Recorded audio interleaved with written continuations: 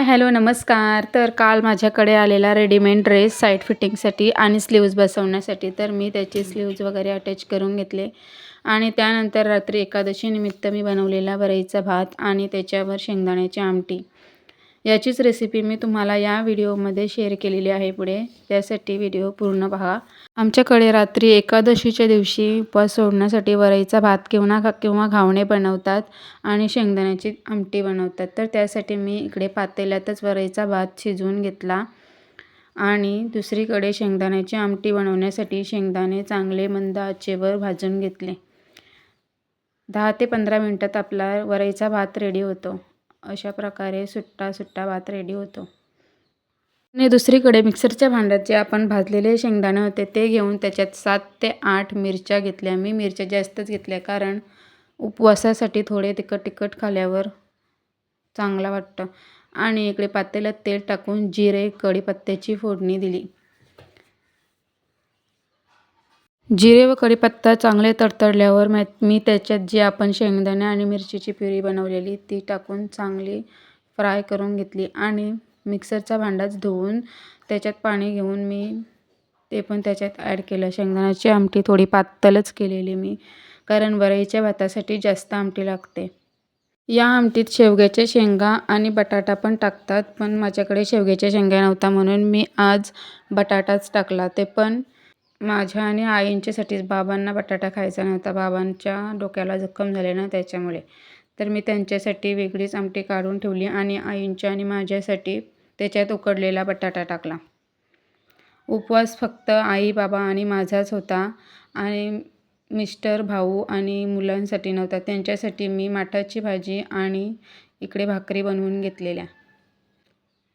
आपल्या आमटीला चांगला उकळ आलेला आहे. बाबांसाठी वेगळी काढून मी त्याच्यात बटाटा टाकला आणि पुन्हा एक उकळी येऊन दिली.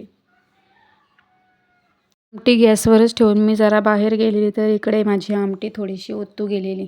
त्यानंतर आम्ही देवाला नैवेद्य दाखवून आम्ही पण जेवण करून घेतलं. मुलांना पण माझ्या हा वरईचा भात आणि आमटी खूप आवडते. रात्रीचं जेवण वगैरे आवरून मी जियांशला पण जेवण भरवलं आणि जी भांडी वगैरे घासून घेतली.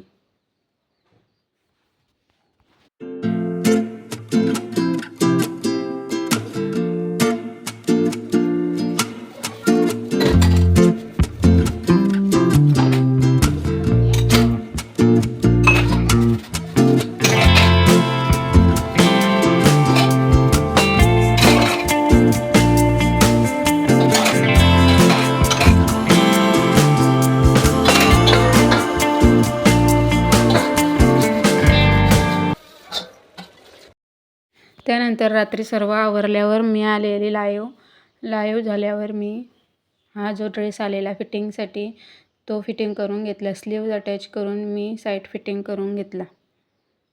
दिवसभराचं जेवण वगैरे आवरून मशीनवर बसायची काही इच्छाच होत नव्हती, पण हा टॉप मला उद्या द्यायचा होता म्हणून मी त्याला फिटिंग करून घेतली. तुम्हाला माझे व्हिडिओ कोणकोणते कंटेंट म्हणजेच कोणकोणत्या विषयावर बघायला आवडतील मला कमेंट करून कळवा. त्याचप्रमाणे मी व्हिडिओ बनवण्याचा प्रयत्न करीन. तुम्हाला माझे व्हिडिओ उपयोगी किंवा आवडत असतील तर व्हिडिओला लाईक करत जा आणि चॅनलला सबस्क्राईब करा. अशा प्रकारे मी व्यवस्थित माप घेऊन टॉपला फिटिंग करून घेतलं. उद्याच्या ब्लॉगमध्ये मी माझा ब्लाऊज स्टिच केलेला आहे. तुम्हाला जर ब्लाऊज डिझाईन्सचे व्हिडिओ पाहायचे असतील तर उद्याचा ब्लॉग पाहायला विसरू नका. मेगा बाही स्लीव्ह स्टिचिंग मी पुढच्या व्हिडिओमध्ये शेअर करीन. तुम्ही तो व्हिडिओ पाहायला विसरू नका. अशा प्रकारे मी या टॉपला फिटिंग करून घेतले. टॉपची क्वालिटी खूपच छान आहे, पाहू शकता. आणि ही आहे या टॉपवरची ओढणी, रेड कलरमध्ये आहे आणि त्याच्यावर असं मिरर वर्क आहे. खूप छान आहे ओढणी. आणि ही आहे त्याच्यावरची प्लाझो पॅन्ट. प्लाझो पॅन्टच्या बॉटमला देखील मिरर वर्कची डिझाईन दिलेली आहे आणि त्याला एक साईडला पॉकेट पण आहे.